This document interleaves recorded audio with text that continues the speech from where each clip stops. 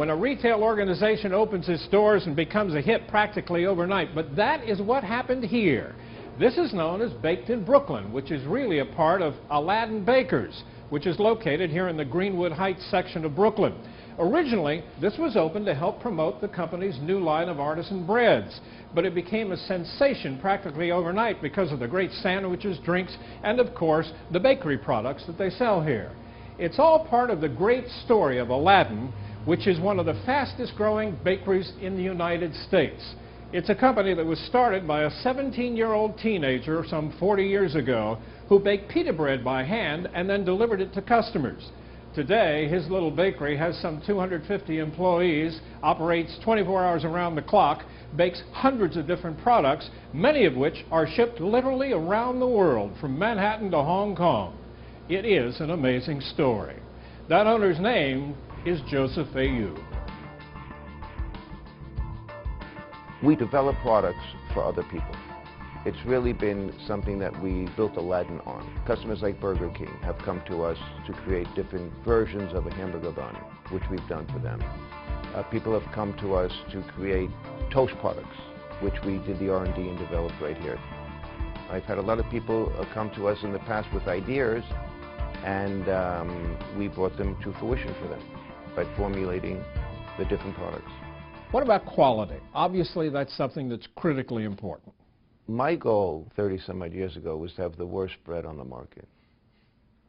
And the reason for that was, when I had the best bread on the market, I wasn't making any money, but the bakery that had the worst bread was doing the most business. And I realized that the only way to make it in this business was to automate. And the more bread that you make, or the faster that you make the bread, you sacrifice the integrity of the product. So I figured that the worse my bread was, the faster I was making it. And the faster I was making it, the more efficiently I was making it. It was my goal, but I never achieved it. What happened was I ended up making really good bread. I managed to maintain the integrity of the product through the automation process. And I did that by having our equipment specifically engineered and developed for our needs based on what we were doing by hand. So cleanliness is a 24-hour, 7 days a week operation. Given that we never stop the production, we constantly have people online cleaning, and it is, one of the mandates from the ownership here is cleanliness is number one. Always be prepared, always be ready for an inspection or a visit from anyone. And you get comments about that. People who've come in and seen the facility talk to you about how clean it is. We do a significant amount of co-packing for various big organizations that come in here, and the number one comment without fail is they've never been in the facility quite so clean.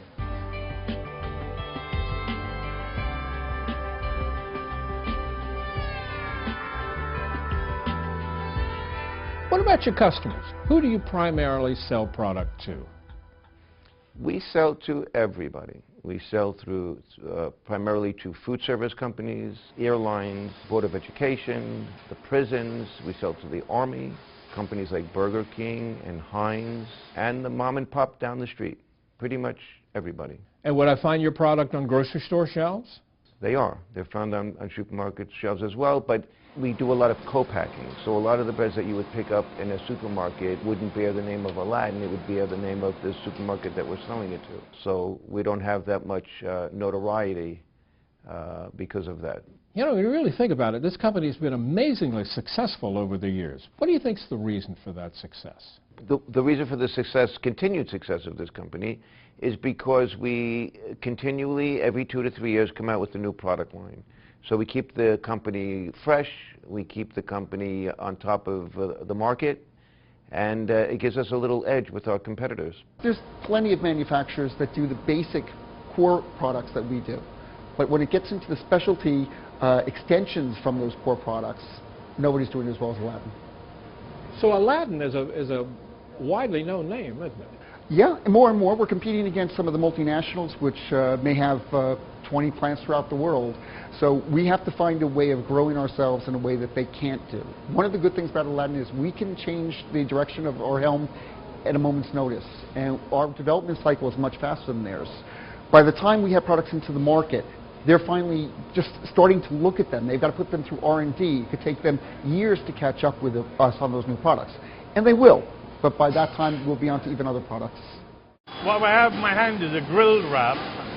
It has its own distinct flavor, but on top of that, they look fabulous when you put them in a showcase, which we sell a lot of our wraps. We sell into food service business. Right. So when you put a whole bunch of different flavors and different colors and grilled together, they look fantastic.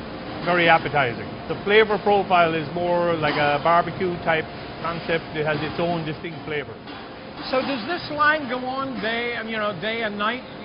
Producing This line wraps? operates 24 hours a day, 7 days a week.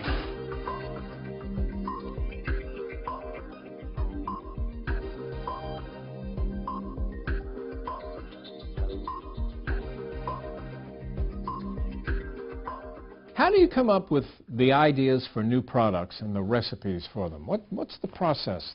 What goes on here? I find out what seems to be hot in the marketplace. For instance, when we came up with the bagels, at the time only 7% of the United States ever tasted a bagel. You know, being from an area in Brooklyn where a bagel is a very popular thing, and realizing that no one or very few people in the United States ever saw a bagel, saw it as a good opportunity to get it into mainstream. So we were the first ones to come out with a oven-baked bagel, put it in a sleeve, and sell it on a supermarket shelf. And what was the response when you brought them out? We put them in the supermarkets in a plain bag with a sticker. And our first account was ShopRite Supermarket, so we had it in over 200 stores overnight. We put them in the first day, and the next day they called us up and they said, we're all out, and it just took off from there. What was it that inspired the decision for you to start making artisan bread? The Artisan Bread was something that I've always wanted to do. When I first started, we made it by hand, and I felt that it, was very artsy, very creative. I took pride in every loaf of bread, but wasn't making any money. I knew the only way to make money in this industry was to automate it. So we went in the automated direction and followed that trend for many, many years. And at some point I felt that I really wanted to do something creative again, and I wanted to make a piece of bread by hand. And even though it went against everything that the company was built on, I gave it a shot, and it worked out well for us. All the artisan breads here at the bakery are all natural, which most bakeries don't even go down that road because of the difficulty of making all natural products. Artisan means, for us, it means handmade versus the rest of our plant, which is very automated. This is both a combination of automation and hand touch. We began an artisan bakery as an extension of Aladdin Bakers. And in that process, we sort of created a brand here and sort of joined it all together. So now the Artisan Bread division basically will become Baked in Brooklyn. Tell me a little bit about this operation of Baked in Brooklyn. How did it get going? I always wanted to go into the artisan bread and didn't think that the name Aladdin would complement artisan bread. So, being that we were a Brooklyn-based company, I thought that somehow having the word Brooklyn in the name would serve us well. We do bake the bread in Brooklyn, and we are in Brooklyn, so Baked in Brooklyn seemed like a nice fit. The shop was primarily open as a showcase for the artisan breads. And we just felt that since we're making a variety of breads every day, there's no reason why we shouldn't make them available to the neighborhood. And it was nothing more than that.